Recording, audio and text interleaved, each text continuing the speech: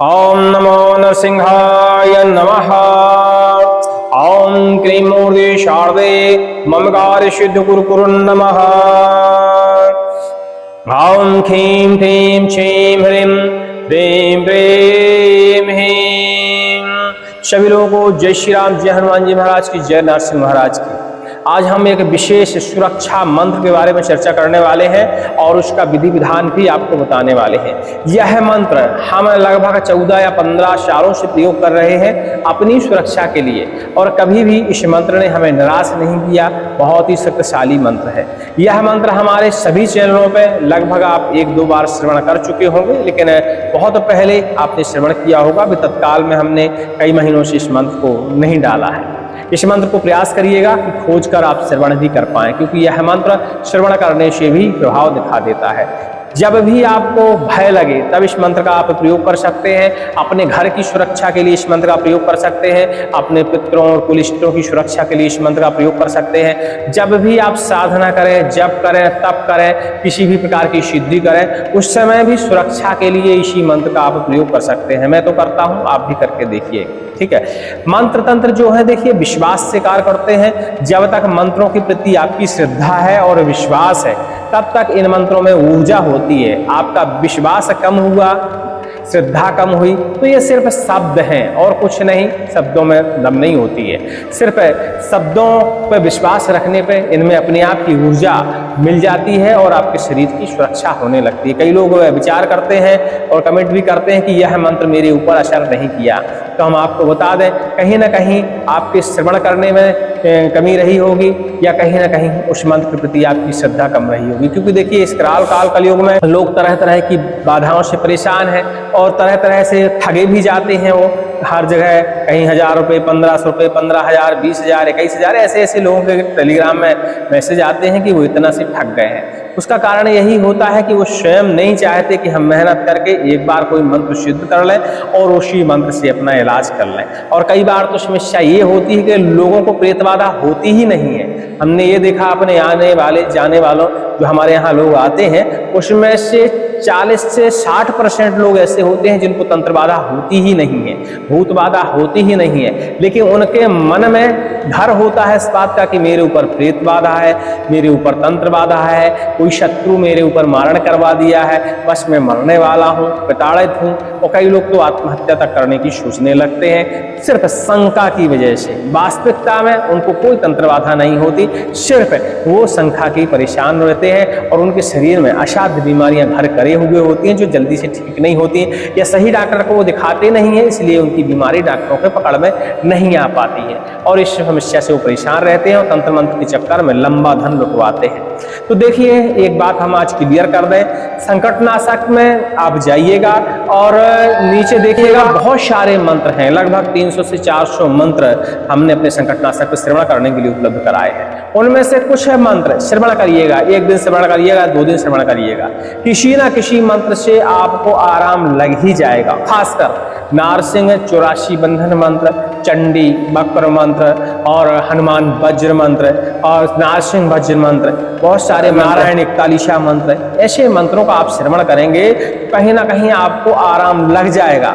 और जब आपको आराम लग जाए, वो भी लंबे समय के लिए, ऐसा नहीं कि 5 मिनट के लिए आराम लग गया तो आप सोच गए कि मेरे अंदर प्रेत वास कर रहा है, प्रेत बाधा है, अब मुझे तांत्रिक को खोजना चाहिए। 10-15 मिनट का आराम नहीं, कम से कम 6 घंटे से ऊपर का आराम लगना चाहिए।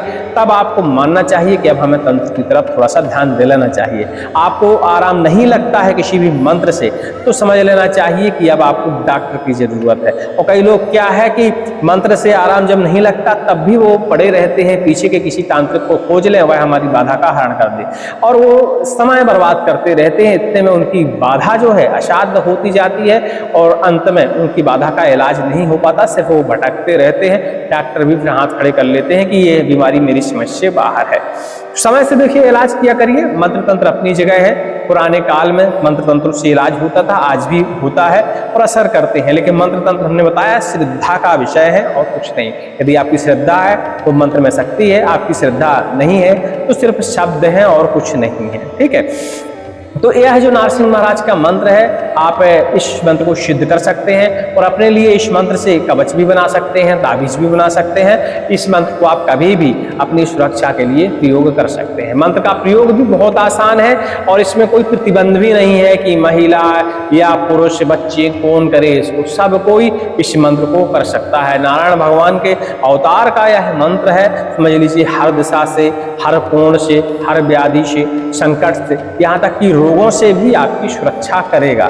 क्योंकि मंत्र यदि हम श्रवण करते हैं, पाठन करते हैं, तो कहीं ना कहीं रोगों में भी हमको आराम लग जाता है। तो इसका मतलब ये नहीं है कि तंत्र बाधा हो गई, क्योंकि देखिए पुराने समय से रोगों का इलाज मंत्रों से होता आ रहा है और मंत्र के जरिए यदि रोग में आराम लग जाता है तो कई लोग समझने लगते हैं कि तंत्र बाधा है। ऐसा नहीं है। कई बार रोगों में भी मंत्र हमें आराम देते हैं। अच्छी तरह जांच कराने के बाद ही इस निष्कर्ष पर निकलना चाहिए कि तंत्र बाधा में परेशान है, आपकी रोग बाधा में परेशान है। यदि देखिए रोग बाधा में परेशान होंगे तो 2-3 बार 5 बार श्रवण करने में आपकी जो बाधा है वो कम हो जाएगी और धीरे धीरे ठीक होना शुरू होगी, धीरे धीरे ठीक होना शुरू होगी। और तंत्र बाधा से यदि आप शिकार हैं तो सिर्फ एक बार मंत्र श्रवण करेंगे तो एक ही बार में आपको लगेगा कि आपकी पूरी बाधा खत्म हो गई और लगभग 6 से 7 घंटे तक यह स्थिति आपकी रहेगी। लगेगा कि मेरे शरीर में रोग ही नहीं है। तब आपको समझना चाहिए तंत्र बाधा है और धीरे धीरे आराम लग रहा है, मतलब रोग बाधा है।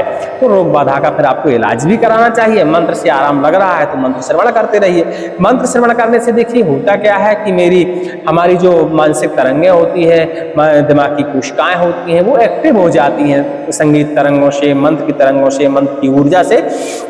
और जिस जगह हमें बीमारी होती है उस जगह की कोशिका को हमारी दिमाग की कोशिकाएं सिग्नल भेजती हैं, जिससे वो कोशिका भी एक्टिव होती हैं। डेड कोशिकाओं को फिर वो निकाल शरीर से बाहर करने लगती हैं और नव कोशिकाओं का निर्माण अपने आप ही होने लगता है, जिससे हमारे रोग धीरे धीरे ठीक होने लगते हैं। ठीक है, तो ये सारी चीजें होती हैं। कई बार तो लोग मन से बीमार होते हैं। हमने ये देखा है कि एक व्यक्ति आया मेरे पास, बोला मेरे पेट में गुड़गुड़ मची रहती है, मेरे पेट में कभी भी खाना हजम नहीं होता, हम जब भी खाते हैं तत्काल में फ्रेश होने की इच्छा होती है। ऐसी छोटी छोटी बीमारियां, बोले बहुत जगह इलाज कराया, आराम ही नहीं लग रहा। भैया उसको हम क्या बताएं कि एक मानसिक समस्या भी होती है जिसके कारण ये समस्या हो जाती है। जब मन में आपके कोई बीमारी घर कर जाती है, शरीर से भी भले बीमारी हट जाए लेकिन आपके मन में वो शंका बनी रहती है, उस शंका के कारण आपकी बीमारी जो है बार बार लौट के आपको आती रहती है। तो कई बार हमें इन सब चीज़ों से निपटारा पाने के लिए किसी मानसिक डॉक्टर का भी सहारा ले लेना चाहिए, जिसे खासकर कई लोग IBS भी कहते हैं। ऐसी समस्याएं आती हैं और IBS के शिकार लोग अक्सर सोचते हैं कि मुझे प्रेत बाधा हो गई है, लेकिन ऐसा नहीं है। प्रेत बाधा नहीं हो, वो एक बीमारी है। चलिए नारसिंह भगवान का यह मंत्र हम श्रवण करेंगे और इसको प्रयोग करने का विधि विधान आपको बताएंगे। चलिए मंत्र ध्यान से सुनिए, डिस्क्रिप्शन में लिखा हुआ मिलेगा। वैसे भी आप यार 108 बार हमारे चैनल पर पहले 4-6 महीने पहले श्रवण कर चुके होंगे सभी चैनलों पर। ठीक है, लेकिन यह मंत्र बहुत प्रभावशाली है। आज हमने निष्कर्ष निकाला कि यह मंत्र हर तरफ से हमारी सुरक्षा करता है। हम इस मंत्र को सिद्ध ना भी कर पाए तब भी यह मंत्र हमारे लिए कार्य करने लगता है। ओम नमो महानरसिंहाय, सिंहाय सिंह मुखाय विकटाय वज्रदंत्र नखाय, माम रक्ष रक्ष मम शरीरम नखशिखा पर्यंतम रक्ष रक्षाम कुरु कुरु, मदीय शरीरम वज्रांगम कुरु कुरु, पर्यंत्र परमंत्र परतंत्राणाम क्षणु क्षणु खड़गादि धनुबाण अग्निभुषुंडि आदि शस्त्राणाम इंद्र वज्रादि ब्रह्मास्त्राणाम स्तंभाय स्तंभाय जलाग्नि मध्ये रक्ष, ग्रह मध्ये ग्राम मध्ये नगर मध्ये वन मध्ये रण मध्ये शमशान मध्ये रक्ष रक्ष, राजद्वारे राजसभा मध्ये रक्ष रक्षाम कुरु कुरु, भूत प्रेत पिशाच देवदानव यक्ष किन्नर राक्षस ब्रह्म राक्षस डाकिनी शाकिनी मौजन्यादि अवधिम प्रेतानां भस्मं कुरु कुरु, भोवत्रम ग्रोशिंगे सिंहमुखी ज्वलज्वाला जिह्वे कराल बदने मां रक्ष रक्ष मम शरीरम, वज्रमय कुरु कुरु दश दिशां बंद बंद, वज्रकोटम कुरु कुरु आत्मचक्रम भ्रामावर्त सर्वर्तम, रक्ष रक्ष सर्वभयं नाशय नाशय, व्याघ्र सर्वबालाः चोर्दिन बंधाय बंधाय, पिशाच श्वान दूतान कीलय कीलय, ओम हम फट ओम ज्रीं ह्रीं नृसिंहाय नमः। इस तरह का देखिए मंत्र है और अक्सर आपने देखा होगा कि हम इस मंत्र से झाड़ा भी लगाते हैं। हमारे लिए यह मंत्र अच्छे से कार्य करता है। जिसको भी इस मंत्र से झाड़ा लगा देते हैं उसे तत्क्षण ही आराम लग जाता है, चाहे रोग बाधा हो, चाहे प्रेत बाधा हो, चाहे तंत्र बाधा हो। ठीक है, तो आप भी इस मंत्र से अपने आप को भी झाड़ा लगा सकते हैं, परोपकार में भी इस मंत्र का प्रयोग कर सकते हैं। इस मंत्र को आपको ज्यादा मुहूर्तों का इंतजार नहीं करना है। वैसे तो नवरात्रि में, दीपावली की रात में, डिठौनी एकादशी की रात में, होली में, नारसिंह जयंती के दिन इस मंत्र की आप साधना कर सकते हैं, लेकिन इसे आप हर गुरुवार के दिन, हर अमावस्या के दिन, हर एकादशी के दिन भी जप सकते हैं और जप कर इसे सिद्ध कर सकते हैं। लेकिन जप करके सिद्ध करने के बाद हम रुक जाते हैं कि अभी मंत्र कार्य नहीं कर रहा है, लगता है मेरा मंत्र सिद्ध नहीं हुआ है, ऐसा विचार भी कई लोगों के मन में आता है। यही आपका गलत होता है। मंत्र देखिए, शब्दों में ऊर्जा रहती है, ऊर्जा के प्रति अपना विश्वास बनाए रखा करिए। मंत्र आपने सिद्ध कर लिया, जो जप संख्या आपको बताई गई थी उतना जप आपने कर लिया, लेकिन उसके बाद आपको नित्य प्रतिदिन इस मंत्र का कम से कम जापन करना चाहिए। जैसे आपने इसकी सिद्धि करते समय 108 बार जपा था, तो नित्य प्रतिदिन कम से कम 11 बार, 21 बार अपने समय के अनुसार इसे जप करते रहना चाहिए, लगभग 41 दिन लगातार तक। ऐसा करते रहने से तभी मंत्र का असर हमें और प्रभाव उसका दिखाई देता है। सोचते हैं लोग ना, एक बार मंत्र जप कर लिया, दूसरे दिन से वह असर दिखाना शुरू कर दे। तो देखिए, हम लोग इतने बड़े भक्त नहीं हैं इस काल कलयुग में कि बस हमने मंत्र पढ़ा और भगवान खड़े हो गए।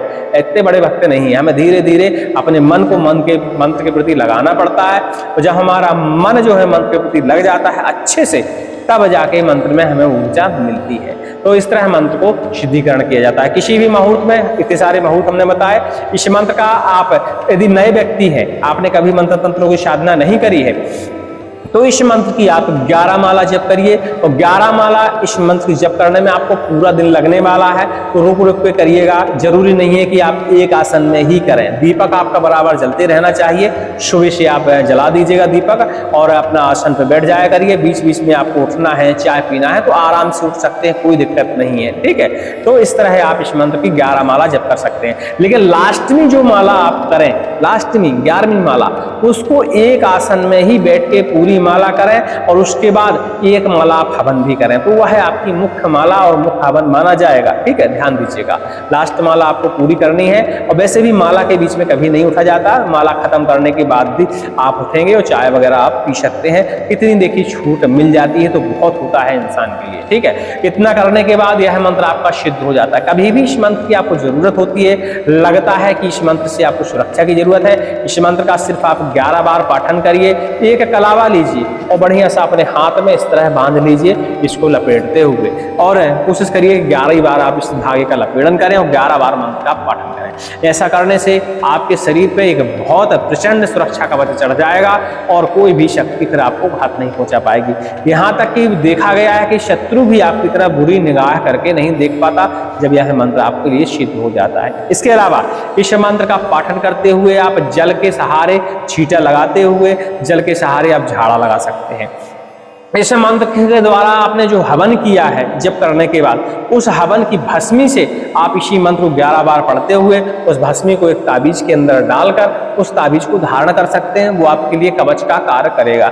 मंत्र देखिए, इसके झाड़ने फूंकने के तरीके अपने अपने अलग अलग हैं। आप किसी भी तरीके से इस मंत्र का प्रयोग कर सकते हैं। चाहें तो नारसिंह दंड से भी आप इस मंत्र को झाड़ सकते हैं, नीम के दंड से भी झाड़ सकते हैं, अरंडी के दंड से भी झाड़ सकते हैं, पलाश की डंडी से भी इस मंत्र से झाड़ सकते हैं। इसके अलावा आप उमर की डंडी से भी झाड़ा लगा सकते हैं। तो आपके ऊपर निर्भर करता है कि आप किस तरह इस मंत्र से झाड़ा लगाना चाहते हैं। कोई शस्त्र हो आपके पास, जैसे कि तलवार हो, हसिया हो, चाकू हो, इनके सहारे भी आप झाड़ा लगा सकते हैं। बाना हो, पीछे दिख रहे होंगे, इनके सहारे भी आप झाड़ा लगा सकते हैं। मंत्र आपका कार्य करता रहेगा। ठीक है, इस तरह इस मंत्र के कार्य है। लेकिन इस मंत्र को जैसे ही आप जाप करेंगे और इस मंत्र का प्रयोग करेंगे, तो आपको ध्यान देना है कि मंत्र जपते समय भी नरसिंह भगवान का ध्यान करना है, विष्णु भगवान का ध्यान करना है। मंत्र को प्रयोग करते समय भी विष्णु भगवान और नारायण भगवान का ध्यान करना है, तभी यह मंत्र सक्रिय होता है। जब तक आप ध्यान नहीं करेंगे, मंत्र आपके ध्यान की शक्ति से चलते हैं। यदि आपकी ध्यान की शक्ति कमजोर है तो आप सिर्फ मंत्र पढ़ते रह जाएंगे, जपते रह जाएंगे, उनका आपको फल नहीं मिलेगा। आप ध्यान लगाने का प्रयास करिएगा, तभी आपके मन में और शरीर में ऊर्जा जागेगी मंत्र की, तभी जाके मंत्र कार्य करेगा। मंत्र डिस्क्रिप्शन में आपको मिल जाएगा और इस मंत्र का आप देखिए हर व्यक्ति प्रयोग कर सकता है। ये जरूरी नहीं है कि एक बार में आपको राहत नहीं मिलती तो मंत्र के बारे में आप ये कह दें कि मंत्र में शक्ति नहीं है, ऐसा नहीं है। शास्त्रों में जब मंत्र लिखे जाते हैं, किसी ग्रंथ में मंत्र लिखे जाते हैं, बहुत रिसर्च करी जाती है उनके ऊपर, तब जाके वो मंत्र लिखे जाते हैं। अब ये जरूरी थोड़ी कि आपकी श्रद्धा कमजोर है मंत्र के प्रति तो सबकी श्रद्धा कमजोर है। 100 में से 90 लोगों को मंत्र असर कर रहा है, आपको असर नहीं कर रहा, उसके कई कारण हो जाते हैं। तो आप अपना कारण ढूंढिए कि क्या कारण है, मंत्र क्यों असर नहीं कर रहा, और बाकी आप जब कारण ढूंढ लेंगे तो मंत्र आपके लिए असर करना शुरू हो जाएगा। इसीलिए कहते हैं ध्यान लगाना सीखिए, मंत्र को झाड़ते समय भी ध्यान लगाइए, प्रयोग करते समय भी ध्यान लगाइए, और जप करते समय तो निश्चित रूप से ध्यान लगाइए, तभी मंत्र की ऊर्जा आपको मिल पाएगी। जप का मतलब होता है सीधा सीधा कि आपके दिमाग के अंदर उसकी छवि अच्छे से बन जाना, उसका एक्सपीरियंस हो जाना कि छवि कैसे बनाई जाती है। अब जब छवि बनाना अपने दिमाग में आप सीख जाएंगे लंबे समय तक, ये नहीं कि 5 सेकंड के लिए छवि आई और फिर गायब हो गई, ध्यान आ गया, भूख लग गई, चाय आ जाती तो पी लेते, इस तरह नहीं। आपको हर चीज भूल कर छवि प्रकट करनी पड़ती है अपने दिमाग के अंदर कि ना से भगवान एकदम खड़े हैं, बैठे हैं, तो बैठे हैं, बस उस जगह से आपका दिमाग नहीं भटकना चाहिए।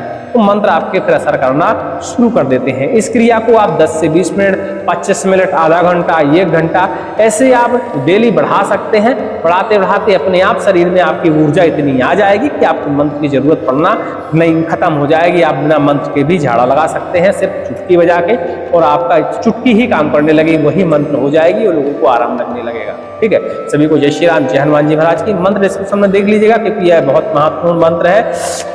हमारे बताने में भले आपको दम न नजर आई हो, लेकिन इस मंत्र को हमने बताया 14-15 सालों से हम प्रयोग कर रहे हैं, मेरे शिष्य भी प्रयोग कर रहे हैं, और किसी को भी यह मंत्र निराश नहीं करता।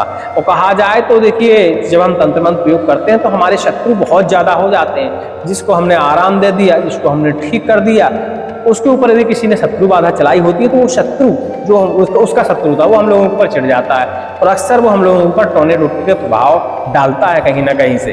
तो ये मंत्र ही हम लोगों की रक्षा करते हैं और कोई नहीं करता। ठीक है, तो पूर्ण विश्वास के साथ, श्रद्धा के साथ इन मंत्रों का आप पालन करिए, राहत आपको अवश्य ही मिलेगी यदि आपकी श्रद्धा बरकरार रहेगी तो। सभी को जय श्री राम, जय हनुमान जी महाराज की। और ध्यान दीजिएगा, किसी भी मंत्र को श्रवण करने से आपको आराम नहीं लग रहा है तो मंत्र चेंज करके देखिए। यदि 2-4 मंत्र आप चेंज कर चुके हैं फिर भी आपको आराम महसूस नहीं हो रहा है, मतलब आपको तंत्र बाधा नहीं है। हमारे संकटनाशक पे जो भी मंत्र है, किसी न किसी मंत्र से व्यक्ति को आराम लग जाता है, तो किसी भी मंत्र से यदि उसे आराम नहीं लगता है, सीधा वो एक उचित डॉक्टर ढूंढे, उचित मानसिक डॉक्टर भी ढूंढे, और दोनों से जाके मिले, उसकी बीमारी हफ्ते 15 दिन में देखो ठीक हो जाएगी। क्योंकि हमारे यहाँ जो पेशेंट आते हैं, सब बताए ना कि 60% लोग ऐसे होते हैं जिनको तंत्र बाधा होती ही नहीं है, उनको सिर्फ बीमारियां होती हैं, उनको डॉक्टर ठीक कर देते हैं। जब डॉक्टर को अपन बता दें कि इनको ये समस्या है तो वो ठीक कर देते हैं। बाकी जो तंत्र बाधा से पीड़ित व्यक्ति हैं वो तो ठीक हो ही जाते हैं। सभी को जय श्री राम, जय हनुमान जी महाराज।